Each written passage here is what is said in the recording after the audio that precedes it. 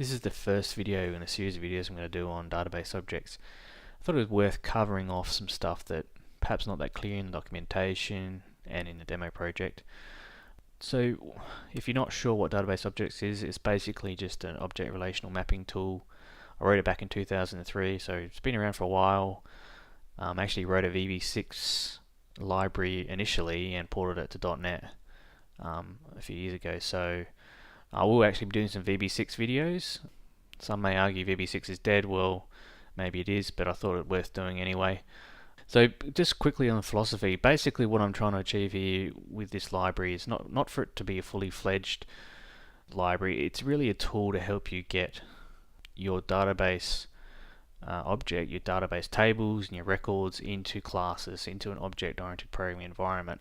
So compared to some of the other tools out there, perhaps it doesn't do everything, but I think it probably covers 90% of what they do.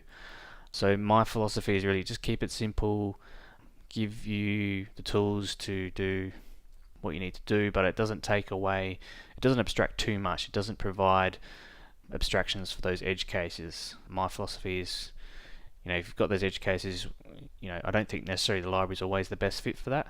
It doesn't make it easy for someone else to pick it up, and so there's always maintenance issues in that regard. And there's in terms of simplicity, there's no config files, there's no XML files. It's all just pure object-oriented code. There's no sort of proxies or anything like that. It's really simple. So I'm actually running this on iPhone. It should run on Android, although I haven't actually tested that. So it can run on Mono, using Mono, it can run on Windows and Linux, etc. Again, I haven't actually verified that, but there shouldn't technically be any issues with doing so.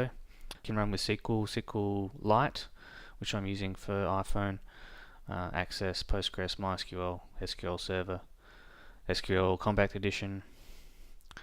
So yeah, works on quite a few different database engines. If you want to write your own, it's actually not that hard to plug in your own. You can use combinations of them if you want to use MySQL and SQL. There's no issue using them at the same time and sort of merging that information together and creating a clean, cohesive view of those databases. So a little bit more about what it does. Basically, as I mentioned before, you can map a database table to a class, or two classes in fact. For each table you can map that to a collections class, and that collection can contain individual classes that represent that record. So this kind of model fits well into the patterns that are now very common, such as MVC and MVVM and all those type of patterns.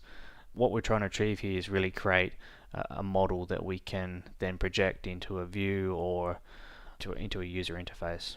So just a few of the features: you can define relationships between tables. You can have relationships in your database if you wish. It doesn't need them, it doesn't necessarily use them, but you can still have key constraints if you wish.